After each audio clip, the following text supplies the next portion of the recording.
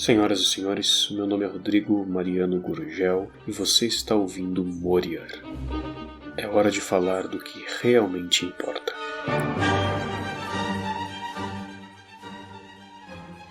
Senhoras e senhores, louvado seja nosso Senhor Jesus Cristo. Como estamos? Tudo bem? Por aqui eu não sei dizer como estamos. Por quê? Por um motivo muito simples. Vocês estão ouvindo esse áudio e eu estou de férias, o que significa que estes áudios, esse de hoje e os próximos 3, foram gravados com antecedência. Então, você está aí me ouvindo e eu posso estar muito bem ou muito mal. Eu posso estar tendo ótimas férias ou tendo férias horríveis. E nós nunca saberemos. Olha, eu espero estar vivo, tá?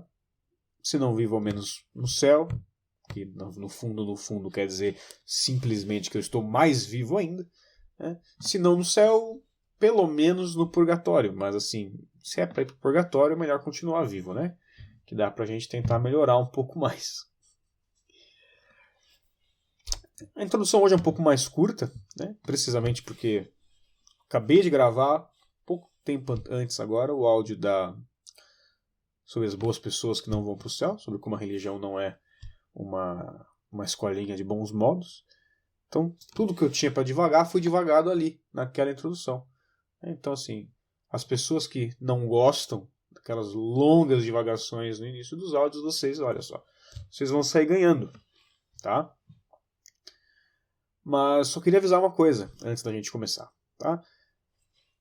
As coisas no Apoia-se seguem normalmente, tá? Ou seja, seguimos com os textos semanais, tá? Seguimos com a comunidade no Telegram, a aula mensal segue, inclusive vamos para a segunda aula esse mês, tratando da inabitação trinitária, e sua relação com o fim último da vida humana.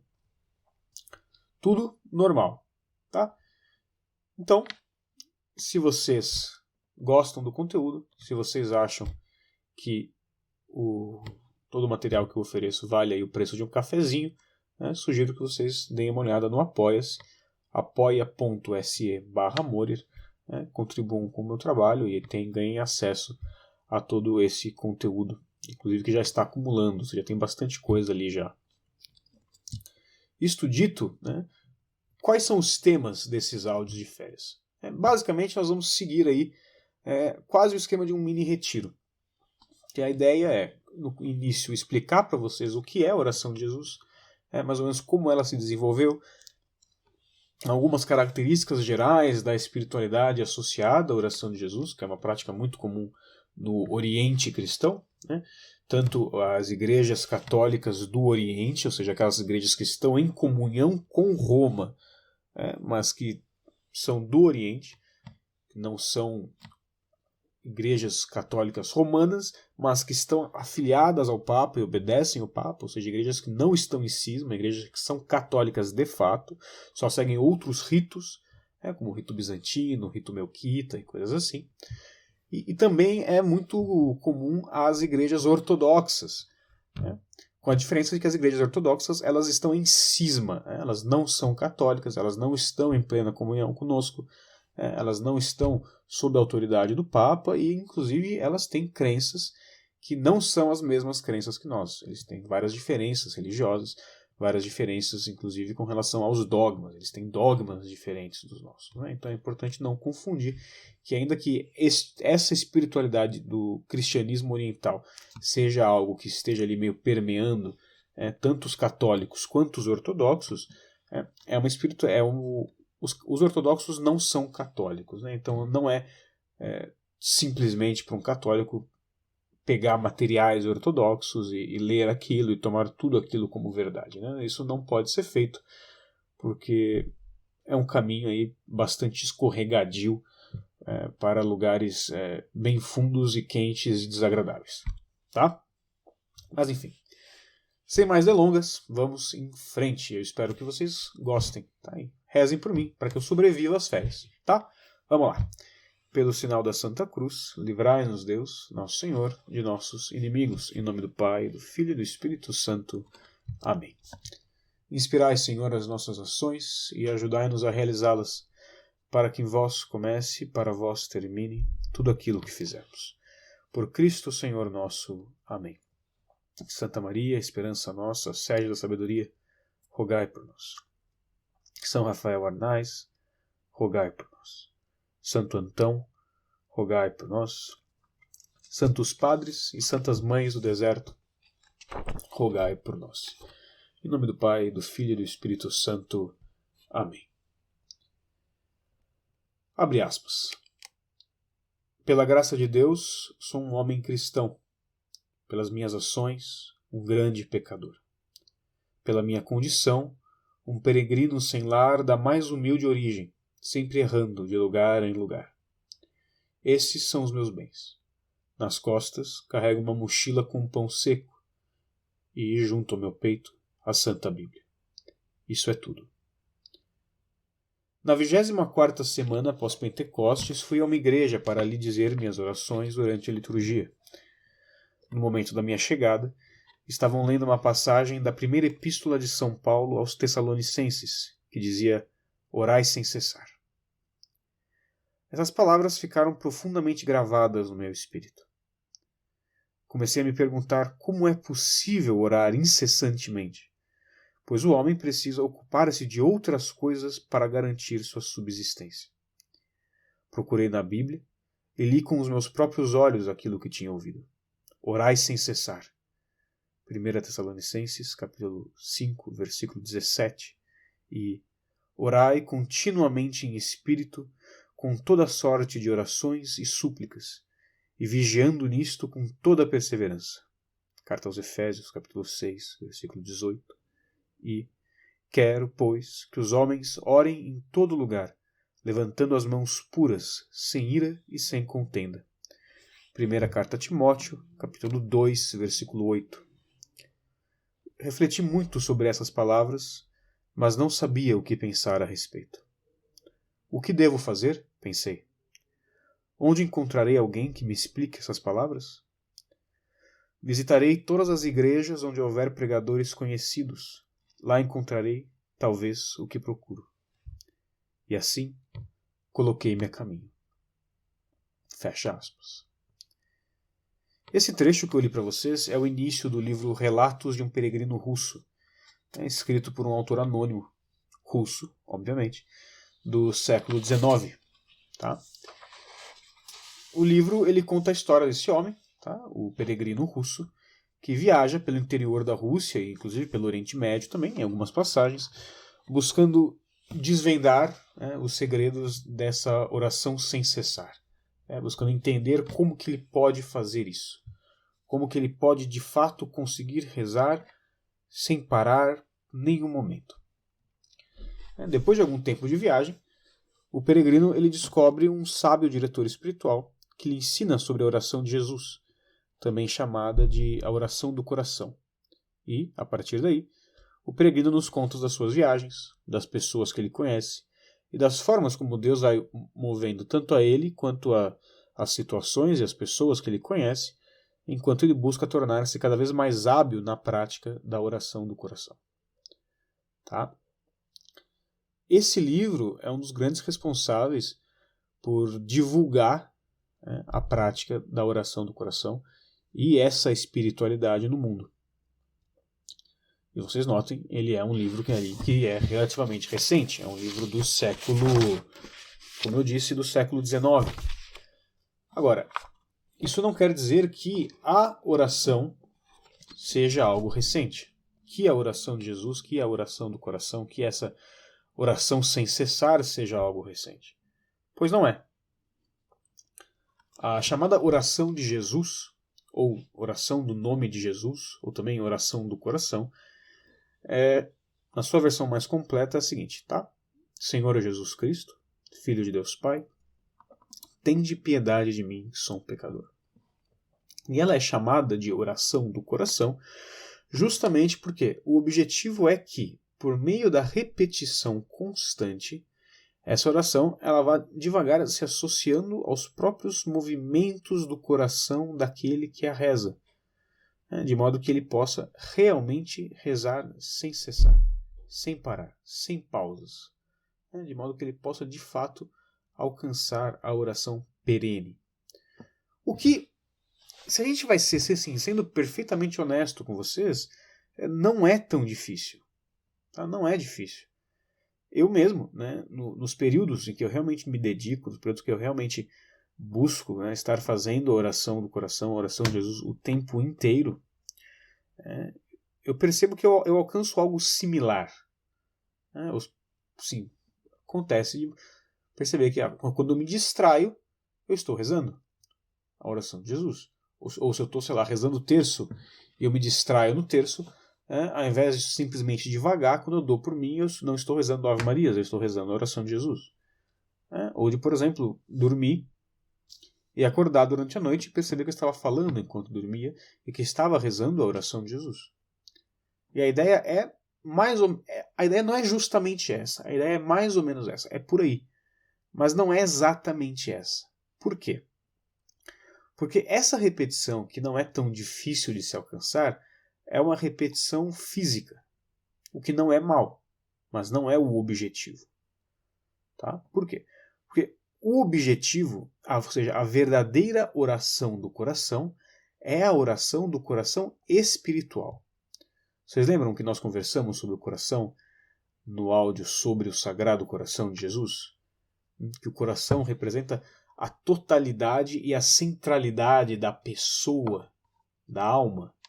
Então, a verdadeira oração do coração, quando alcançada, ela deve ser entendida como a oração do coração neste sentido. Ou seja, a pessoa que alcança a oração do coração, ela a cada instante está das profundezas do seu ser, do âmago da sua alma, clamando por Deus e dialogando com Ele, totalmente entregue a essa mútua contemplação, a esse olhar para Deus e ser vista por Deus a todo instante. Quem já estudou um pouquinho de teologia espiritual vai perceber que tem uma semelhança muito grande entre esse estado, tá, e as descrições que nós temos na teologia espiritual do Ocidente do matrimônio espiritual, que também é chamado às vezes de contemplação infusa. Tá? E é semelhante porque, olha, eu não vou dizer que é a mesma coisa, mas assim, é praticamente a mesma coisa. Porque se você vai ler os relatos dos santos orientais, dos santos que alcançaram a profundidade da oração do coração, dos santos que alcançaram a teoses, a divinização, coisa assim. E tem um termo que agora me escapa, que se refere justamente a esse estado de contemplação perene. Você vê que as descrições que eles dão são muito semelhantes, por exemplo, às descrições de Santa Teresa, as descrições de Santa Teresinha, descrições dos grandes místicos do Ocidente. Tá? E isso é assim porque Deus é um, né? Deus é um, e nós estamos falando da mesma fé, no fundo. Nós estamos falando da fé católica. Então nós estamos falando de almas que são cada uma completamente diferente da outra, mas que compartilham uma natureza humana. Né? Todas as almas de cada homem, por mais diferentes que sejam, são almas de homem. E Deus é o mesmo.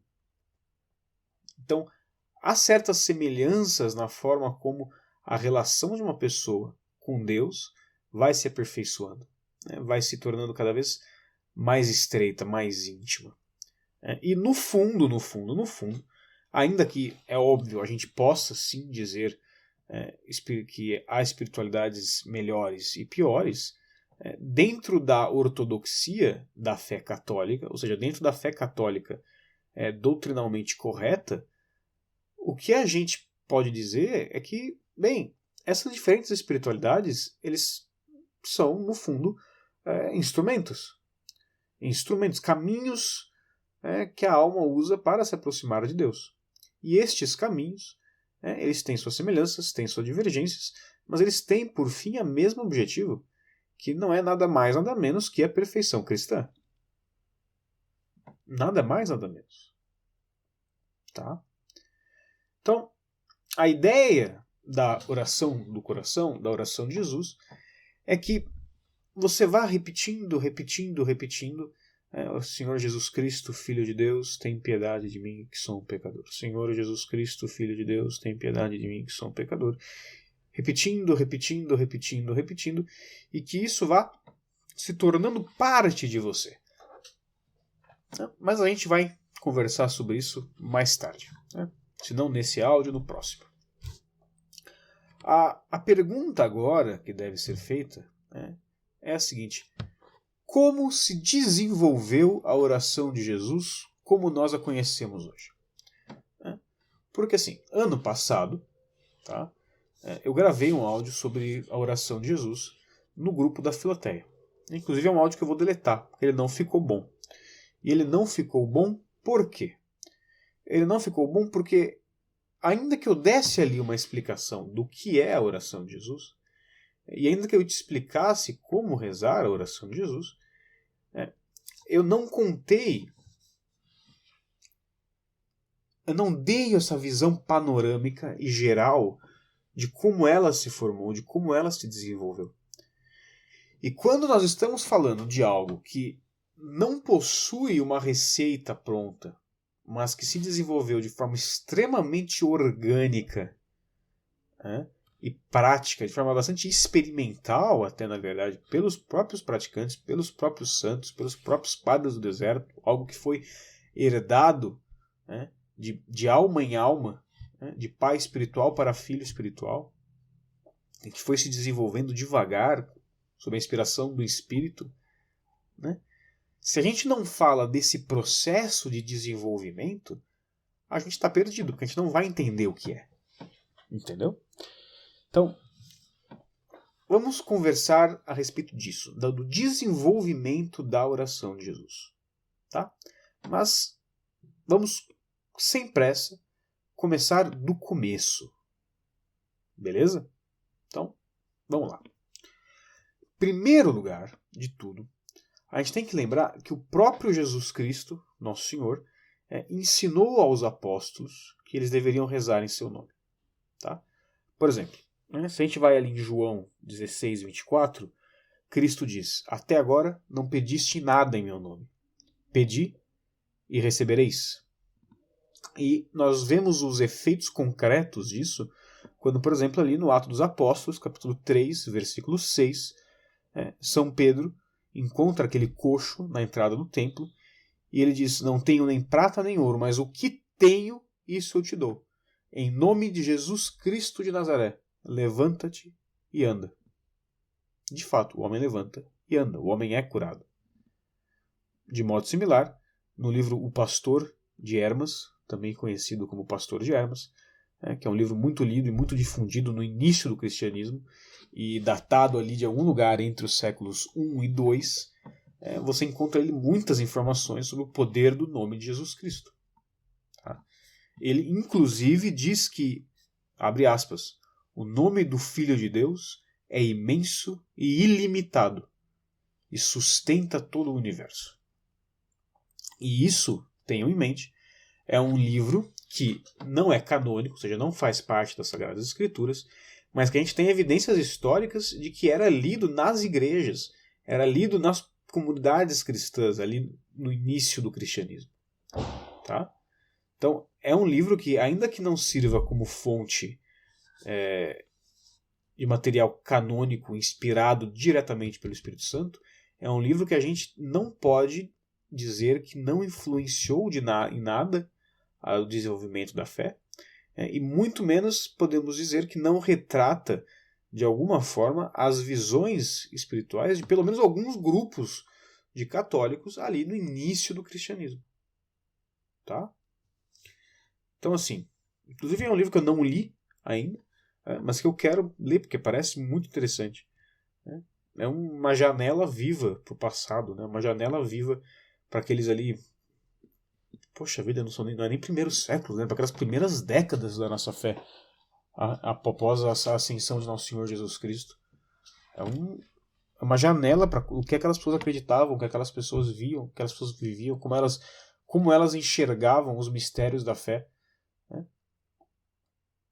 Sendo que assim, você está há 2, 3 gerações do próprio Cristo. Né? Lembrando, tá? O que houver nesse livro não é matéria de fé, mas é um documento de interesse histórico. Nós, voltando à questão do nome de Jesus, a gente vai entrar sobre isso no primeiro áudio das meditações, sobre o conteúdo da própria oração de Jesus. Mas toda essa questão se baseia especialmente no quê? No fato de que o nome de Nosso Senhor Jesus Cristo é tido como um sacramental. Ou seja, não é um sacramento, porque o sacramento ele age pela sua própria realização. Ou seja, se o padre que vai fazer um batismo ele não tem nenhuma fé, tá? Ele não precisa nem ser padre, né? Um ateu pode batizar alguém sem acreditar naquilo, simplesmente por realizar o sacramento e realizar o ritual e ter a intenção correta ao fazer, a intenção de fazer aquilo que a igreja faz. É dizer a fórmula. Jogar a água 3 vezes na cabeça da criança. Isso basta. Ou seja, tem um poder ali por si só. O nome de Jesus não tem esse poder por si só. Né? Por exemplo, faz 2 semanas na paróquia, o padre batizou um gurizinho chamado Jesus. Né? Cada vez que a mãe chama o menino, Jesus, vem cá, Jesus, desce daí, Jesus, não sobe ali, Jesus, eu vou te matar porque você quebrou o prato. Cada vez que a mãe fizer isso, ela não está, de fato, invocando o nome de Jesus, ela está chamando o filho. E o nome, por si só, não tem poder. Mas é um sacramental. O nome de Jesus é um sacramental. O que isso quer dizer? Quer dizer que, na medida em que ele é pronunciado com fé, ele tem um poder. Condicional à fé e à intenção, e ao amor com o que é dito. Mas ele tem, de fato, um poder. Tá? O nome de Cristo é um nome santo, escolhido, ordenado pelo próprio Deus. Não se esqueçam. Deus escolheu o nome do Cristo. E Jesus significa Yahvé salva, o que resume em si mesmo a própria economia da salvação. Ou seja, o modo como Deus quis salvar seu povo foi pela encarnação do Verbo, o Filho de Deus, que assumiu uma natureza humana no ventre da Virgem Maria e recebeu o nome de Yahvé salva.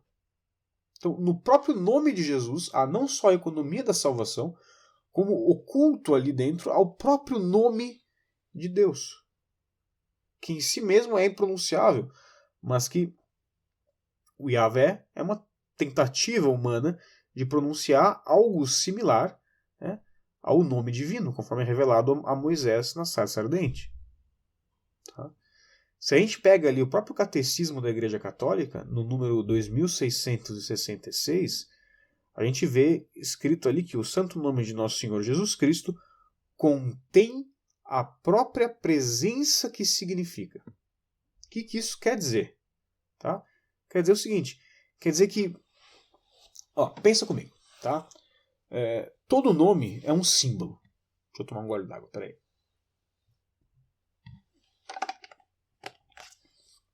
Todo nome é um símbolo. Ou seja, o que isso quer dizer? Quer dizer que quando eu digo um nome de alguma coisa, este nome substitui, de alguma forma, ou indica uma outra coisa. Então, se eu digo árvore, este nome árvore, esta palavra árvore, é um símbolo para uma criatura que realmente existe, uma árvore. Da mesma forma, quando eu digo fogo, isto é um símbolo, esta palavra escrita, ou este som, é um símbolo para o fogo, este elemento natural. E quando eu digo estas palavras, ou quando você as lê, nenhuma dessas palavras de fato faz com que aquilo que é significado, aquela criatura significada, se manifeste. Ou seja, quando você fala árvore, não surge uma árvore no chão. Quando você fala fogo, nada pega fogo. Quando você pronuncia essas palavras, você de fato evoca aquilo, mas você evoca aquele conceito na sua mente e na sua imaginação. Você evoca aquele fantasma, ou seja, a memória intelectual e sensível da criatura que você conhece. E isso é absolutamente dependente do seu conhecimento. Se eu te falar, um Flibbergaster, você não vai pensar em nada, né? Porque você não sabe o que é um Fliebergaster. Até porque não existe um Fliebergaster, mas mesmo que existisse, você não poderia pensar aquilo. Ou seja, não produz a coisa. Né? Só evoca uma memória da coisa, né? Na mente daquele que conhece o símbolo. Tá? Ficou claro isso? Então, vamos seguir em frente. Agora, quando eu digo Jesus, com fé, com devoção, com amor, tá? A pronúncia do nome basta para que Jesus Cristo se torne presente. Lembre-se, é um sacramental, então é condicional à fé e à devoção com que é pronunciado. Mas a pronúncia basta para manifestar a presença. Por isso que se diz no catecismo que o nome de nosso Senhor Jesus Cristo é santo e contém a própria presença que significa. Porque diferente do fogo, diferente da árvore, quando eu digo Jesus Cristo, eu digo com fé e com amor, a presença de Cristo se faz presente. O que é um dos motivos, por exemplo, pelos quais nós temos o costume de fazer uma leve inclinação da cabeça sempre que se pronuncia o nome de Jesus. É um dos motivos também pelos quais isso inclusive está prescrito, é uma regra da liturgia da missa, que ao ser pronunciado o nome de Jesus, se faça uma vênia, né, que é uma breve reverência com a cabeça. Mas também deve-se inclusive fazer isso fora da missa. É por isso, por essa realidade profunda do nome de Cristo, que se a gente pega, por exemplo, ali São Francisco de Assis, tem histórias sobre ele que, assim, para nós podem parecer bizarras, até engraçadas, mas que são lindas quando a gente percebe a realidade da coisa, quando a gente percebe essa dimensão espiritual e sobrenatural do nome de Cristo enquanto sacramental, né, enquanto nome que contém a presença. Porque São Francisco, se ele via o nome de Jesus escrito em algum lugar indigno, num papelzinho que fosse no chão, escrito, sei lá, numa porta, pichado num muro, o que quer que fosse, ele imediatamente, ele parava o que ele estava fazendo, ele ia lá, ele pegava o nome, tirava dali de alguma forma e colocava num lugar digno. Tá? Isso é necessário? Não, porque o nome não é o sacramento, né? Não é Jesus sacramentado, não é o próprio substância do corpo de Cristo ali. Não é isso. Mas isso mostra o que? Isso mostra o amor por Cristo. Mostra a consciência do quão digno e do quão santo é esse nome que a segunda pessoa da Santíssima Trindade, o Filho de Deus, o Verbo Divino, quis ter ao viver entre nós. Tá? Por exemplo, também se a gente pega aqui, ainda aqui no Ocidente, né, São Bernardino de Sena, que foi um dos principais propulsores da devoção ao nome de Cristo, o que ele fazia? Ele, depois das suas homilias, ele expunha uma tábuazinha, né, de ouro, com as iniciais de Cristo ali escritas, e ele falava para as pessoas fazerem reverência frente ao nome de Cristo, pois ali estava o próprio Senhor. Pois ali estava realmente a própria presença do Salvador. Isto são santos da igreja. Não é qualquer doidinho piedoso por aí. São doidos piedosos, sim, mas são doidos piedosos maravilhosos, canonizados, que ganharam o céu. Então, eles não agem por mera loucura, por desconexão com a realidade. Não, eles agem por loucura de amor, uma loucura santa, inspirada pelo próprio Deus. Tá? Então, assim, nessa breve questão aí do nome de Jesus, esse tratamento breve que nós demos, nós temos a fundamentação, ao menos de modo superficial, tá, da devoção ao nome de nosso Senhor Jesus Cristo. Nós vimos aí superficialmente. No próximo áudio, tá, nós vamos fazer uma meditação sobre o nome de Jesus. Aí nós vamos ver outros aspectos. Mas, a princípio, basta isso para que nós entendamos o desenvolvimento da devoção. Tá? Mas, tendo visto isso, ainda nos falta entender um outro aspecto da oração de Jesus, que é qual? É a repetição incessante. Porque, como eu disse, a devoção da oração de Jesus implica o quê? Implica em rezar sem cessar, em repeti-la continuamente. Ou seja, incessantemente. Para isso, para a gente ver como isso aconteceu, a gente vai ter que avançar alguns séculos até os padres do deserto. Não porque esse tipo de oração repetida não existisse antes, porque certamente existia, mas porque foram eles que a utilizaram com mais frequência, e principalmente porque foram os padres do deserto que fundaram uma escola de espiritualidade cristã a partir disso. Tá? Inclusive, tá? Eu não posso dizer para vocês se isso de fato procede ou não, porque não é algo que eu domine, não é algo que eu estudei. Mas há autores que argumentam que a prática da oração incessante seja também, ou seja, que uma das influências para o seu desenvolvimento tenha sido a própria filosofia de Platão na escola de Alexandria. Por quê? Porque, segundo estes autores, Platão dizia que a contemplação, ou seja, o melhor e mais sublime dos exercícios intelectuais, deveria ser feito por meio da memória contínua das ideias superiores, em especial da ideia do Criador. Agora, retomando então ao que de fato a gente está conversando, que são os padres do deserto, quem são eles? Quem são os padres do deserto? Para que eles servem? Aonde que eles habitam no deserto? Do que eles se alimentam? De pão seco, geralmente. Quando se alimentam de alguma coisa. O primeiro padre do deserto, por assim dizer, foi Santo Antão. Santo Antão nasceu ali em 251 depois de Cristo. Antes dele, houveram outros, claro, porque,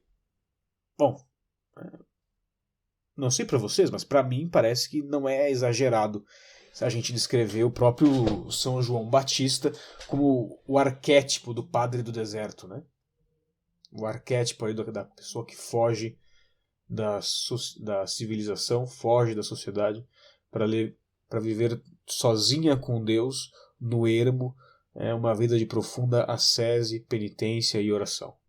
No fundo, os padres do deserto são isso. Mas antes de Santo Antão, se tratavam de pessoas isoladas. Só um gole d'água, peraí.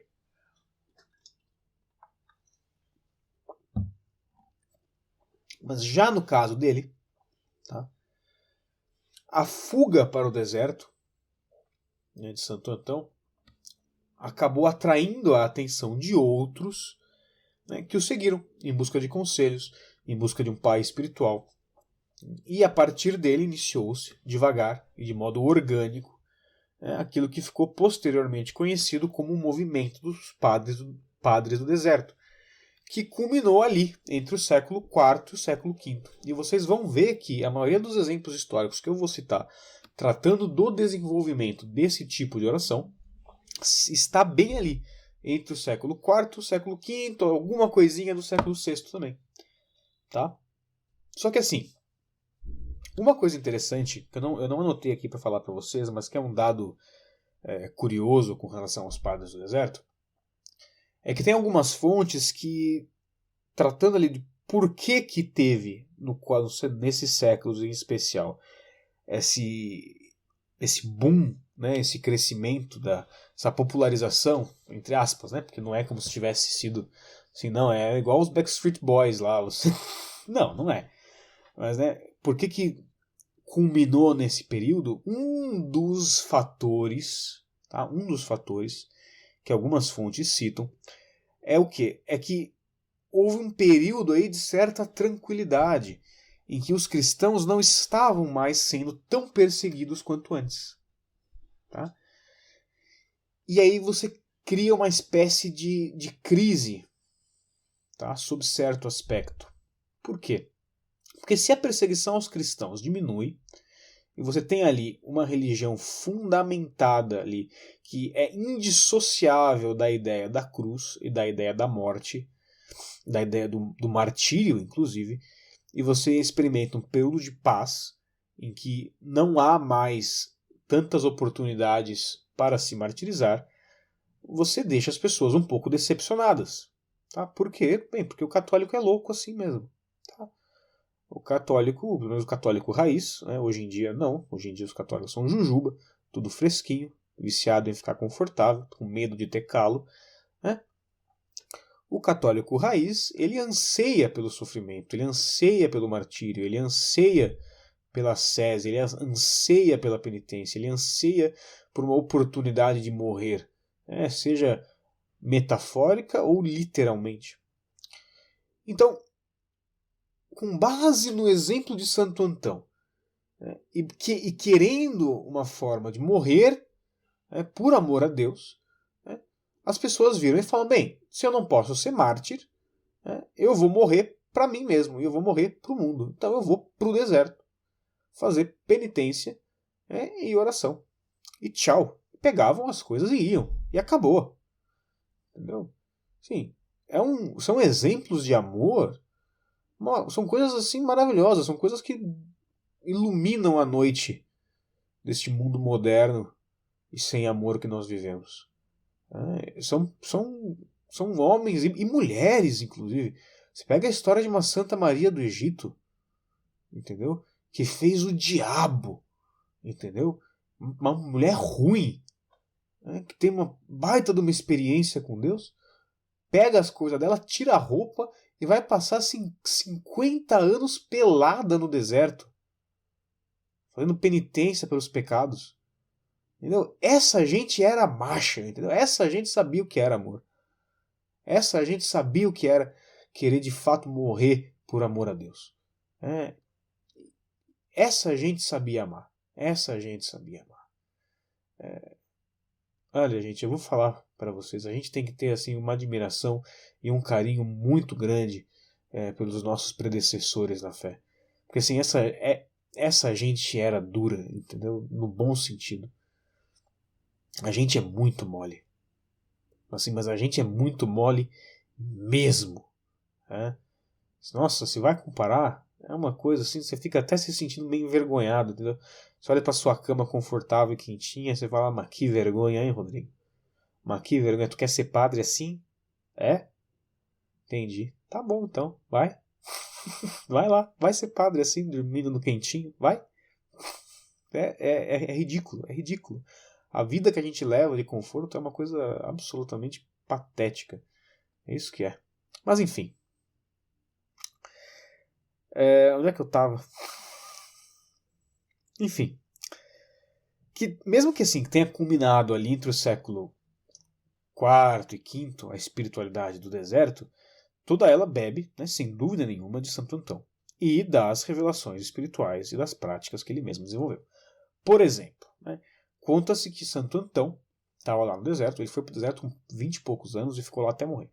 Conta-se que durante um período dele ali, não se sabe qual, ele passou por um período de grande assídia.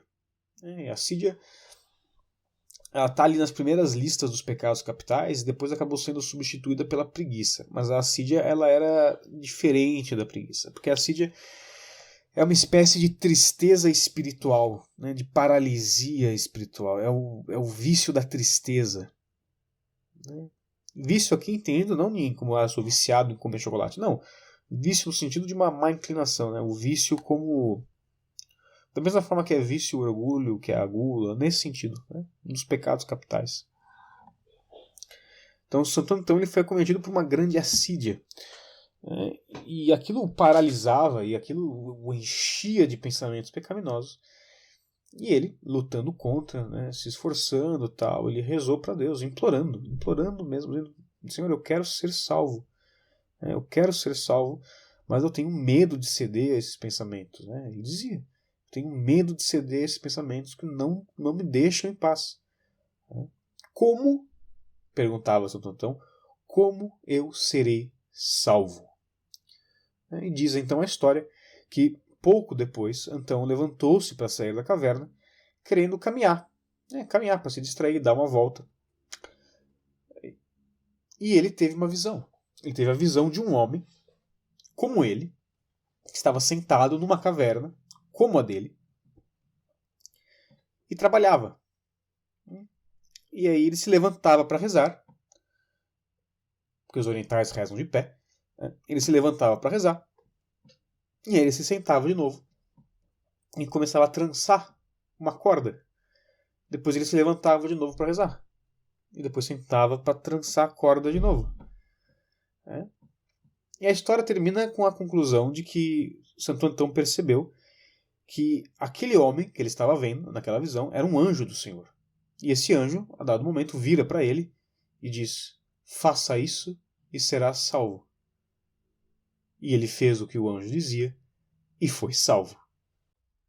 E, assim como Santo Antão foi salvo para a vida eterna, o resto desse áudio ficará salvo para a semana que vem. Olha só! Olha, eu peço perdão a vocês pelo corte brusco, mas assim, o áudio ficou realmente muito longo, tá? Deu assim quase 1h30 de áudio, então não dá para deixar tudo de uma vez. Então vocês escutam essa primeira parte agora, e semana que vem o resto, tá bom? Conto com a compreensão de vocês. Se você tiver ficado, com esse gostinho de quero mais, se você não estiver saciado com o conteúdo, e estiver frustrado por esse corte brusco, o que eu posso recomendar? Posso recomendar que você confira o meu Apoia-se, http://apoia.se/Morier. O link também está na descrição do áudio ou do vídeo, dependendo da plataforma que você estiver vendo. Lá você encontra textos, meditações, aulas, enfim, uma série de conteúdos extras, contribuindo aí mensalmente com o preço de um cafezinho. E além de tudo, me ajuda não só a continuar fazendo esse trabalho, não só melhorar a qualidade, mas também me ajuda a realmente juntar dinheiro, porque eu sou seminarista, eu não tenho renda e uma ordenação é cara, tá? Mas agora, tratando das orações, eu queria que vocês rezassem, por favor, pela saúde de um senhor chamado Daniel, que está com câncer, tá? E pela perseverança e pela conversão dele e da sua família, especialmente a sua esposa. Pela conversão de todo o Oriente, especialmente os pagãos, tá? Mas também os cismáticos. E pela contínua conversão, a sua, pela nossa contínua conversão à vontade de Deus. Que Ele tenha piedade de nós, que Ele tenha paciência conosco, e que a Virgem Santa, Mãe de Deus, nunca nos permita desistir do caminho do amor, e da porta estreita. Tá bom? Um grande abraço para vocês, fiquem com Deus, e até semana que vem. E não se esqueça, Deus te ama muito mais do que você imagina.